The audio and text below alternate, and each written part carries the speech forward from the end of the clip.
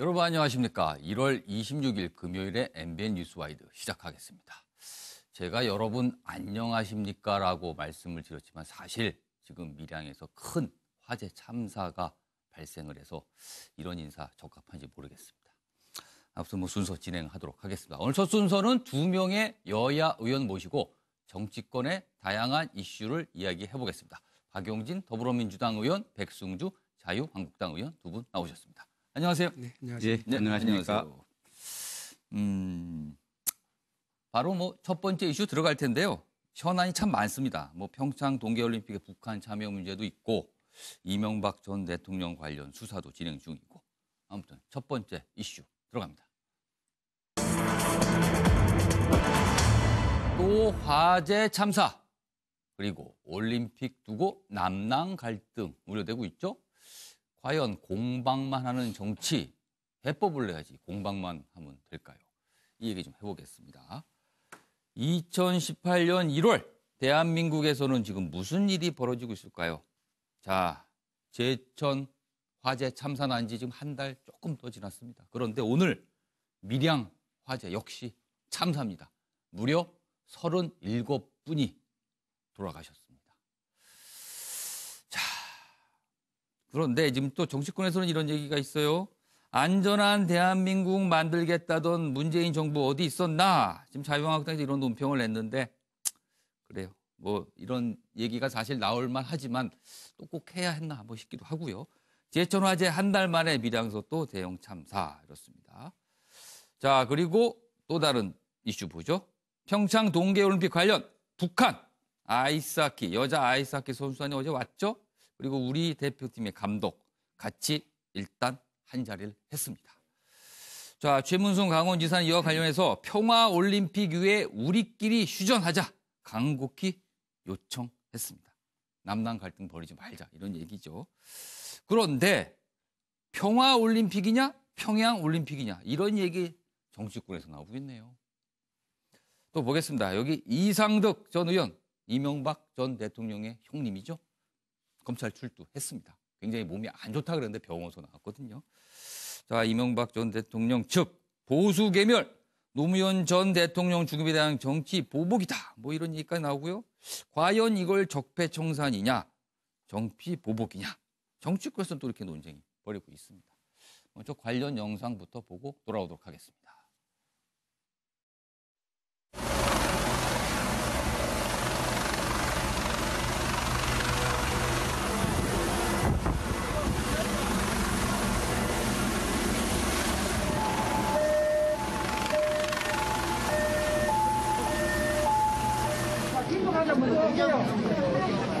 지금 하나 이동해야 되는데 길 비켜주세요. 좀 비켜주세요. 어느 가면 됩니까? 예.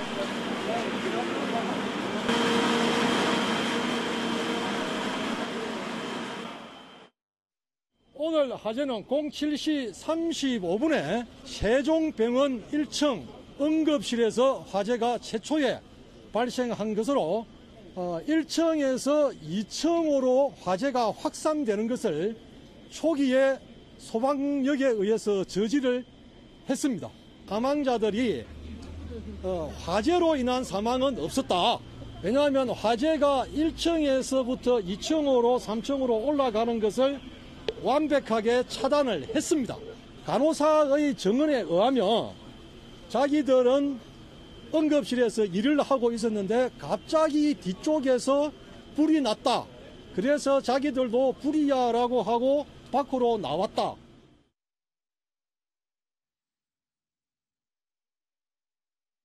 자, 지금 먼저 이 밀양 참사, 화재 참사부터 봤는데요. 제천 화재 참사 난 지 30일 조금 넘었습니다. 근데 또 수십 명이 돌아가시는 화재가 발생을 했거든요. 자, 박용진 의원님. 연이은 대형 화재 참사입니다. 매일 다짐하고 예방하고 이런 일 절대 없겠다. 정부가 발표하고 하는데 또 났습니다. 과연 뭐가 문제고 어떻게 해야 되는 겁니까? 네, 말씀하신 것처럼 제천 참사의 충격체 가시기도 전에 네. 또 이런 대형 참사가 겨울철 화재 사고가 또 벌어지게 되고 예. 또 많은 희생자들이 생긴 것에 대해서 국회의원 한 사람으로서 깊은 위로의 말씀을 드리고요.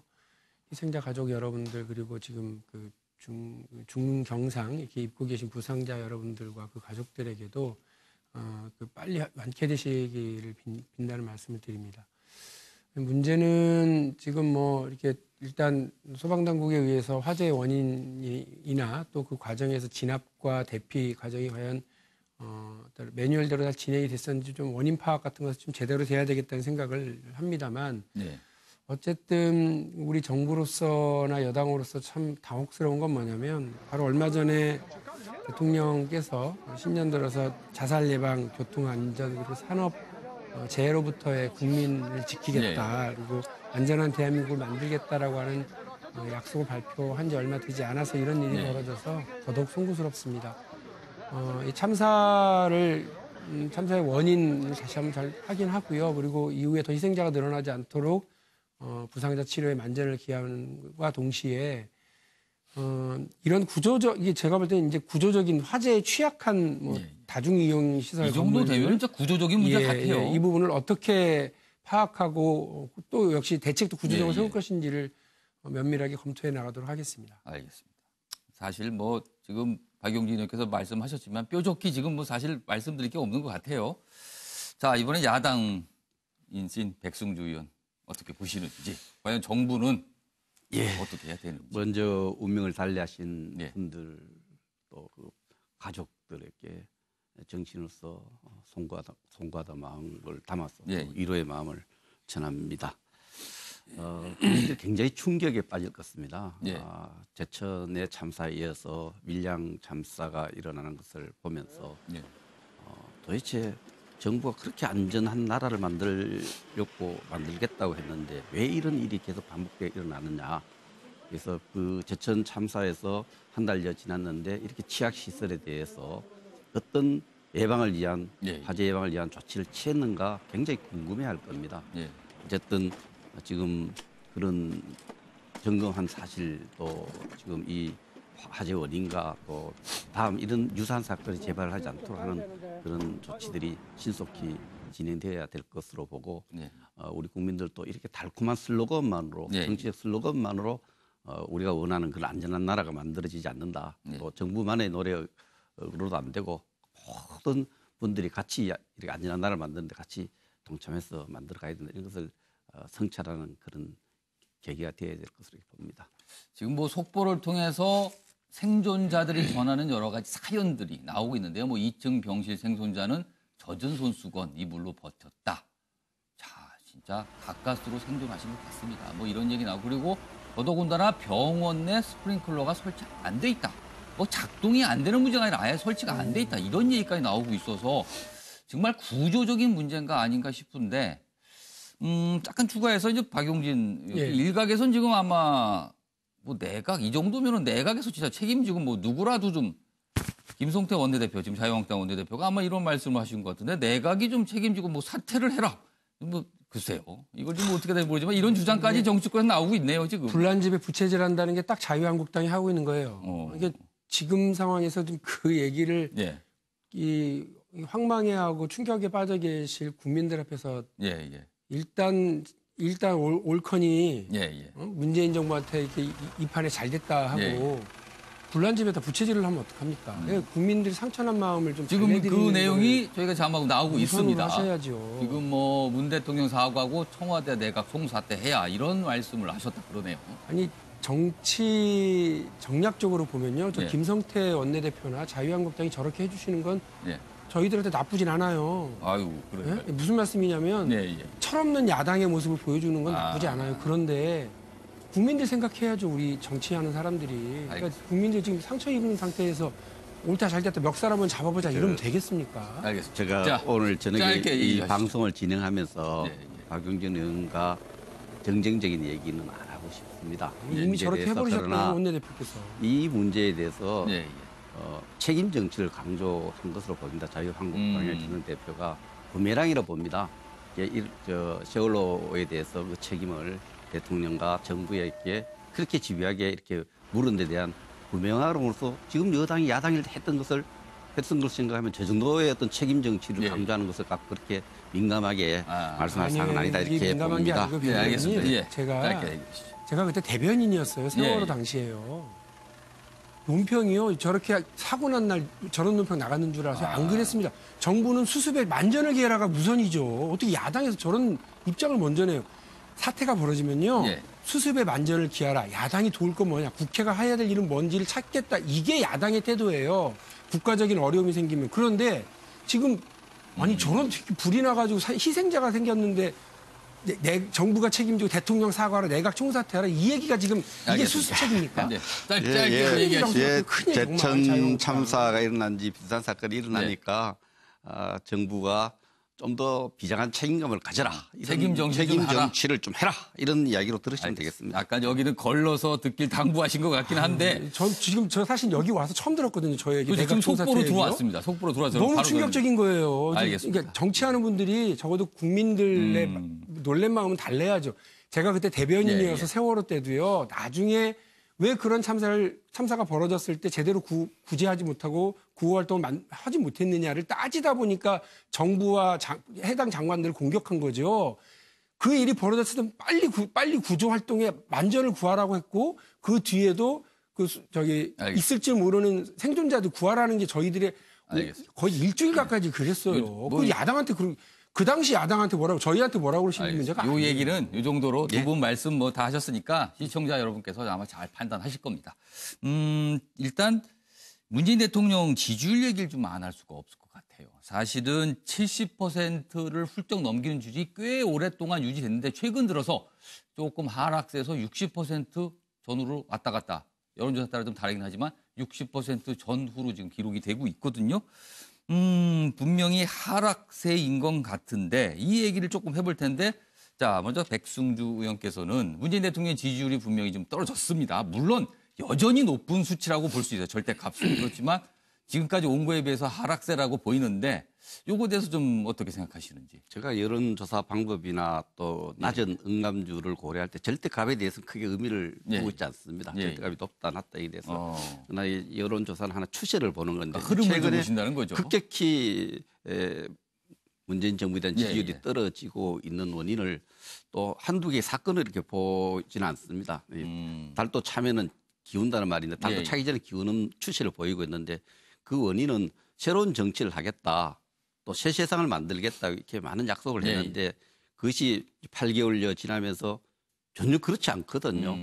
사회적 참사는 계속 일어나는 거 아닙니까? 제천 참사가 일어나고 또 밀양 참사가 일어나는 사회 참사가 계속 반복적으로 일어나고 있고 정치 행태도 예. 이 모든 것이 대통령이 결정하는 제왕적 대통령적 정치 모습을 그대로 낡은 정치의 모습을 그대로 보여주고 있어요.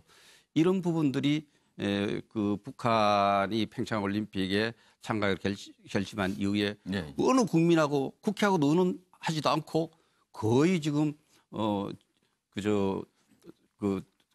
단일 올림픽 여자 하키팀을 예. 단일팀을 만들고 이런 부분에 대해서 국민들이 분노하고 있는 거죠. 이런 분노가 여론 지표로 나타나고 있다. 극격히 나쁜 방향으로 나타나고 있다. 제왕적 대통령제에 대한 국민들의 반복되는 잘못에 대해서 분노하고 있다. 저는 그렇게 봅니다. 말씀하신 거 보니까 그럼 과거에 박근혜 정부하고 뭐 다를 바가 없다 이렇게 말씀하신 것 같기도 해요. 지금 그렇게 정치의 어떤 중요한 의사결정 형태는 보면은 제왕적 대통령제의 모습을 저는 보여주고 있다 이렇게 봅니다. 그리고 그때 안전한 나라 만들겠다 그렇게 강조했는데 대형 참사 계속 일어나고 났지 않습니까? 그래서 새 세상을 만들어 주겠다 했는데 그런 기대를 엄청 하고 있었는데 그 기대가 좌절되고 있고 정치 형태도 지금 여당이 있지만 여당이 하는 역할들이 굉장히 위축돼 스스로 청와대 이중대로밖에 평가할 수 없는 그런 상황까지 와 있는 거죠. 과거 박근혜 정부 때 많이 듣던 용어가 또 나오고 있습니다. 자, 박용진 의원이 지금 네. 지지율 사실은 분명히 하락세로 보입니다. 그렇죠. 네. 여당 쪽 입장에서 여러 가지 생각이 많으실 것 같은데. 70%를 넘나드는 대통령 지지율이 뭐 임기 말까지 할 거라고 생각하는 사람은 한 명도 없었고요. 또 언젠가는 그 지지율이 조정 국면에 들어서겠구나라고 생각을 했습니다. 구조적으로 그렇습니다. 우리 백승주 의원님께서 지적하신 것처럼 이 대통령 중심제 그리고 그것도 대통령의 권한이 상당히 미국보다도 훨씬 강해요. 프랑스 대통령보다 훨씬 강한 거죠. 그러니까 그렇죠. 거의 프랑스도 제왕적 대통령제라고 자기들끼리 얘기하는데 예. 그거보다 조금 더 제왕적이다라고 하는 얘기가 있을 정도니까 그러니까 대통령에게 모든 것이 예. 의지되고 청와대 중심으로 국정이 운영되는 것이 지난 87년 헌법이 도입되고 나서 6번에 걸친 대통령이 다 똑같은 그런 예. 모습을 보였던 것도 사실입니다. 그러나 이제 지금 대통령의 지지율의 변동에 대해서 좀 유심히 들여다봐야 뭔가를 배우겠죠. 예.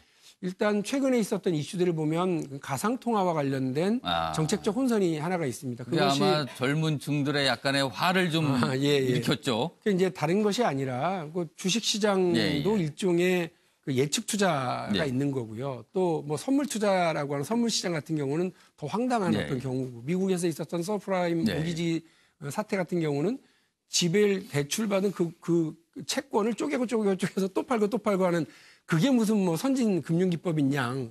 근데 사실은 그러한 것이 이제 금융 상품의 일단 일반적 성격인데 유독 가상 통화에 대한 부분만 범죄 시하고 어떤 사기성을 부각시키고 이러면서 단속 대상으로만 삼으면서 약간 정책적 혼선이 벌어졌던 것 같아요. 그게 일단 영향을 좀 미쳤다. 그게 젊은 층에 좀 영향이 있고 두 번째로는 아까 백 의원님 말씀하신 것처럼 평창올림픽과 관련돼서 단일팀 내려오는데 그러니까 북한 관련 문제를 조금 이 국민들한테 좀 더 설득하는 과정이 없었을까? 아니, 저는 이제 뭐냐면 그러니까 문법적 접근이 좀 다르다라는 거예요. 뭐냐면 저만 하더라도요. 그러니까 단일팀이 익숙합니다. 시드니 올림픽 때부터 단일팀이 익숙하고요. 단일팀 과거에 좀 여러 차례 했으니까요. 92년에든가요. 90 몇 년도에 우리가 청소년 월드컵 때 단일팀 나가서 8강까지 간 적도 있어요. 그래서 온 국민이 기뻐했던 기억들이 있고 단일기 들고 한반도기 들고 들어가는 것도 익숙하기 때문에. 그런데 20, 30대 우리 젊은이들은 본인들이 어떤 사회적인 그 물정을 파악하기 시점부터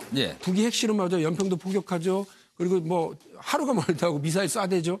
이런 것들 때문에 북에 대해서 아주 상당히 안 좋은 인식들이 있어요. 최근 한 10여 년간 그런 걸 줄곧 경험을 했어요. 그렇기 때문에 북에 대한 접근 문법이 기존 세대들과 상당히 다른데 그래서 이 평창 동계올림픽 전야제도 북한 지역에서 뭐 한다 이런 것도 조금 거기에 대해서 탐탁지 않을 수도 있겠네요. 어떤 한반도의 미래 평화 관리라는 측면에서 보다 좀 설득력을 갖췄어야 되는데 그게 좀 못했다는 미흡하다라고 하는 지적은 뼈아프게 받아들이겠고요. 하나 저 개인적으로 더 뼈아프게 보는 건 이번에 리얼미터의 50%대로 내려앉은데 59% 지지율 나온 게 있어요. 가장 많이 큰 폭이 어디냐면 20, 30대가 아니라 40대입니다. 40대는 제가 47이니까 40대가 적은데요. 저도 40대입니다. 아, 그러시죠. 그러니까 아이는 어리고 모셔야 될 부모님 있고 집을 아직 구하지도 못했고 아주 이렇게 경제적으로 상당히 힘든 때인데 기대했던 정부가 정계적인 어떤 그 변화나 이런 것들을 이끌어내지 못하니까 약간 실망 모드로 돌아서는 거 아니냐라는 거예요. 그래서 집값은 또 엄청나게 올랐어요. 그래서 먹고 사는 문제에서의 국민적 어떤 신뢰를 얻어내기 위해서는 이제 성적표를 분명히 보여줘야 될 때다. 그런 채찍질이라고 보고요. 보다 열심히 하겠고 애초에 약속했었던 재벌개혁 그리고 경제의 공정성 그를 통한 혁신 성장으로의 전환이라고 하는 더불어민주당과 문재인 정부의 일단 각오와 계획을 제대로 좀 실천해 나갈 수 있도록 우리 자유한국당이 좀 많이 좀 도와주시면 좋겠어요. 여당 제도적 개선을 빨리 여당 의원으로서 약간 반성물 좀 쓰신 것 같습니다. 근데 그 지금 가상화폐 문제 이런 문제가 화폐에 대한 정책에 있어서 제가 볼 때는 정부가 어떤 방향성을 갖지 않고 오락가락한 것이 굉장히 분노를 만들었지 않냐 이 생각입니다. 첫째, 법무부가 그것을 불법으로 간주해서 폐지하겠다고 이야기했는데 그 전에 청와대하고 의논했다고 법무부 설명해요. 청와대도 번복을 하고 또 여당도 입장이 다르고 그렇게 번복한 이유도 이것이 미래의 어떤 우리 생존의 길, 정책, 미래의 어떤 국가 운영 방향과 연결시켜서 일관성 있게 설득 있게 제시하지 않고 20대, 30대라는 표가 앞으로 중요한 지방선거를 앞두고 표가 이탈하니까 거기서 정책이 왔다 갔다 하는 거죠. 그래서 지금 여자 학기 단일팀 문제도 이게 어떤 지금 그 표를 놔두고 자꾸 이 정책을 보니까 자꾸 오락가락하는 모습도 안타깝다. 이것이 국민에 굉장히 실망을 주는 것 같아요. 시간이 빠르게 흘러서 질문에 제가 속도를 좀 내겠습니다. 지금 말씀하셨는데 여러 가지 지적을 해주는데 그렇다면 사실 청와대에서 여야 원내대표 회동을 제안했거든요. 그렇다면 좀 대승적으로 참석을 하셔서 뭐 이런 지금 정부가 잘 못하고 있다라고 하시니까 못하는 정부를 좀 채찍질도 하고 대안도 제시하고 의견 주면 좋지 않을까라는 생각을 하는데 한국당은 일단 이걸 거부를 했습니다. 그래서 거부한 것을 또 비판할 수도 있겠죠. 비판하는 부분도 있는데 거부하게 만드는 환경은 누가 만들었느냐라 생각이 됩니다. 환경 자체가 좀 거부할 협치, 수밖에 없다. 우리가 이제 처음에 20대 국회가 출범했을 때 협치를 많이 강조했다. 협력에 의한 정치인데 어쨌든 지금 상황에 야당 의원들이 느끼기에도 협박에 의한 정치를 하고 있다. 예. 너무 야당을 무시한 정치를 하고 있다. 이런 부분에 대해서 우리는 그렇게 안 했는데 그랬다 주장할 수 있지만은 그런 여건과 분위기와 평판, 야당 지도자에게 그런 느낌을 준 책임은 누가 있느냐. 여당이 있고 정부가 있는 겁니다. 정부는 그래도 포괄적인 책임을 지는 겁니다. 그럼 이런 제안을 했을 때 상당히 많은 물밑 대화를 좀 해야 됩니다. 그래서 물밑 대화를 많이 해서 제안을 한번 이렇게 받아들일 여건을 만들어 가야 되는데 청와대 정무팀에서 어느 날 갑자기 오라 하고 안 가면 왜 안 오냐 하는데 그러니까 보여주면 가면은 그 쇼하는데 둘레밖에 안 섰냐 이런 인식을 가지게 된 건데 이런 여건을 도와주고 싶은데 여건이 안 만들어졌다. 여건을 만들어가야 이런 책임이 말씀이신 있는 것 같아요. 거죠. 그렇죠. 알겠습니다. 지금 말씀을 하셨는데 네. 사실은 뭐 여건, 뭐 환경과 관련해서 사실은 한국당 쪽에서 가장 지금 약간 뭐 불만일까요, 문제일까요 하는 게 적폐청산 작업 그리고 최근 들어서 굉장히 속도가 나고 있는 이명박 전 대통령 관련 검찰 수사인데 네. 사실은 뭐 지지율 이런 거 보니까 정치 보복이라고 딱 프레임을 갖고 나온 한국당의 주장이 어느 정도 조금 국민들한테 좀 스며든 게 아닌가 이런 생각도 좀 들어요, 사실은. 이거 좀 여당으로서 어떻게 보십니까? 그럼에도 불구하고 이명박 전 대통령과 관련된 얘기는 예.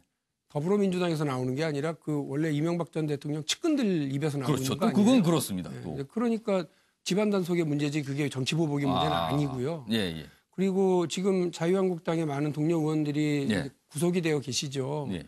그래 그거는 저희 탓할 게 아니잖아요. 대통령 탓할 게 아니라 돈 받아먹은 그분들 탓이고 예. 그거를 법정에서 소명 못했으니까 구속되신 거 아닌가요? 그러니까 그거를 자꾸 대통령 탓하고 이러지 마셔야 된다고 생각이 들고 제가 어쩌다가 백승주 의원님처럼 점잖으신 분이 나오셔가지고 말씀드리기가 죄송한데 예. 김성태 원내대표도 좀 그래요. 그러니까 그 여야는 계속 만나야죠. 우리가 대통령과 네, 만나야 예. 되니까 대통령이 만납시다. 그래서 오케이. 그러면 그 다음부터 정무 예, 라인이 예. 움직여서 의제를 조율하고 서로 시간을 조율하고 하는 거 아니겠습니까? 근데 청와대 쪽에서 좀 뵙으면 좋겠습니다. 말 떨어지기 무섭게 안 봐 딱 잃어버리는 것도 저희가 볼 때는 우습고 예, 예. 원래 대통령이 취임하고 나서 뭐라고 그랬느냐면 정례적인 여야정 협의체를 만들자고 그랬습니다. 그런데 그거에 대해서도 그 말 떨어지기 무섭게 거의 빛의 속도로 홍준표 예, 대표가 예. 뭐라고 그러냐면 나만 따로 부르지 않으면 안 받아 이랬어요. 예. 그러니까 이거는 국민들 앞에 여야가 정치권이 서로 협의하고 논의하고 하려고 하는 그런 프로세스를 밟아가려고 그러는 게 아니라 하여간 뭐든 제안에 내가 빛의 속도로 거부해주마. 알겠습니다. 뭐든 얘기하라. 무조건 반박하마. 이런 지금 태도로밖에 제가 안 요 되지. 말씀을 하시고 요 질문 좀 같이 드릴게요. 정치 보복에 예. 대해서 역대 어느 정부나 세계 어느 정권도 예. 스스로 정치 보복을 하고 있다는 정부는 없습니다. 그래서 지금 이 정치 제가 이런 여론 지표에 이런 부분이 영향을 미치고 안 미치고도 저도 그런 예. 관심도 없습니다. 그러나 다만 이 국민들이 그게 많은 분들이 생각하고 있는 부분도 있고 특히 그 최근에 더불어민주당 출신이죠. 국회 정세균 예. 국회의장이 외국에 가서 그런 이야기를 했어요. 좀 조용히 일을 했으면 좋겠다. 그렇죠. 수사 과정에서 일어났던 피의자 공표하는 이 나쁜 버릇, 예. 나쁜 관행 좀 없어졌으면 좋겠다. 이런 얘기를 했어요. 방진주기 예. 수사 이런 부분에 대해서는 귀담아 들어야 되고요. 우리 정세균 의장께서 그런 말씀을 한 거에 대해서 그런 부분은 완곡한 표현입니다. 이런 세론이 있으니 예. 정치 보복을 하고 있다는 세론도 있으니 이런 것도 이 정부를 맡아 책임지고 있는 분들은 이런 세론도 감안해야 된다는 이야기죠. 아니, 저는 예. 정세균 의장님 예. 말씀과 백승주 의원님의 말씀에 100% 공감하고요. 그래서 공수처 설치해서 예. 검찰 개혁을 해야 된다는 얘기예요. 검찰이 정권 바뀌면 이쪽 정권에 딱 붙어가지고요. 이쪽 정권에서 원하는 대로 싹 일 처리해주면서 자기들 권력 계속 챙겨가려고 하고 그 과정에서 그 못된 버릇 있죠. 어? 사전에 피의 사실 그렇죠. 공표하고 말이에요. 이게 저희도 당했고요. 그리고 지금 말씀하신 백승주 의원님과 자유한국당 지금 당했다고 하는 거 아닙니까? 그럼 자유한국당에서도 이제 그거에 대해서 여러 그런지 얘기를 못당해야 하고 돼요. 있죠. 그런지. 그 진짜- 그러니까 검찰 개혁 하자는 거고 진짜- 공수처 설치하자는 건데 왜 또 그거는 거부하시는 거예요? 진짜 형법을 위배하는 거거든요. 형법에도 그럼요. 비사실, 수사사실 이렇게 공표하는 건 안 돼도 기자한테 절대 이야기하도록 안 돼. 예, 기자가 예. 명시도 돼 있어. 그러나 언론사에도 취재 경쟁을 하겠죠. 예. 그러나 이 부분에 대해서 정말 망신주의식 피의사실 공표 이런 문제는 알겠습니다. 우리 박용진 의원 똑같이 요거는 두 분이 아주 공감을 하시는 것 같아요. 검찰개혁. 알겠습니다. 공수처 설치. 요거 시간이 지금 거의 다 돼서 마지막 공통 질문 제가 하나 드릴게요. 지금 이명박 전 대통령 수사, 검찰 수사 굉장히 속도 내고 있는데 조만간 이른바 포토라인에 서지 않을까라는 얘기가 지금 언론 통해서 그리고 취재를 통해 계속 나오고 있는데 두 분은 과연 어떻게 전망을 하시는지 먼저 박용진 의원께서는요. 세 글자로 얘기하면 불가피. 불가피. 예, 왜냐하면 뭐 원하든 원하지 않든 네. 지금 주변에서 네. 이제 두 가지 방향 아닙니까? 다스에 대한 네. 문제가 있고 하나는 국정원 예, 특활비건인데 이미 다 그 최종적으로 이명박 전 대통령에게 사실관계를 확인해야 될 주변 상황이 너무 많은 진술이 나오고 있어요. 예, 그러니까 이거 제가 볼 때는 거의 미끄럼틀을 탔어요. 알겠습니다. 예. 내려가는 수밖에 네. 없는 것 같아요. 백승주 의원께서 지금 포토라인에 안 쓰는 것이 큰 뉴스가 되겠죠. 안 쓰면은 뉴스가 된다. 안 쓰면 뉴스가 될 거다. 일반 국민들이 지금까지 수사 진행 상황을 언론을 통해서 공개된 수사 진행 상황을 보면 수사가 진행될 것 같고요. 아까 그 공수처 얘기를 말씀 많이 하고 또 예, 법사위원회의 어떤 요 직무 조정하는 문제가 나오는데 예, 예. 우리 법사위원장을 19대 때는 지금 여당이 했습니다. 그때 법사위원장 아무도 제기 안 했던 문제들이고요. 또 공수처 뭐 어떤 것도 논의할 수 있는데 지금 국회가 지금 사법개혁 특위를 가동하고 있어요. 예, 이 가동하고 있는데 정부가 불쑥 나서서 가이드라인을 내놓는 거 타이밍상 맞지 않고요. 또 공수처 이런 문제, 옥상옥의 문제라든지 전문가 또 알겠습니다. 국회 사법개혁위원회가 합리적으로 의논할 거로 이렇게 봅니다. 지금 두 분이 여러 가지 말씀하셨는데 공통 분모가 좀 있었는데 그거는 꼭 여야가 실천을 좀 했으면 합니다. 자, 지금까지 박용진 더불어민주당 의원, 백승주 자유한국당 의원이었습니다. 수고하셨습니다.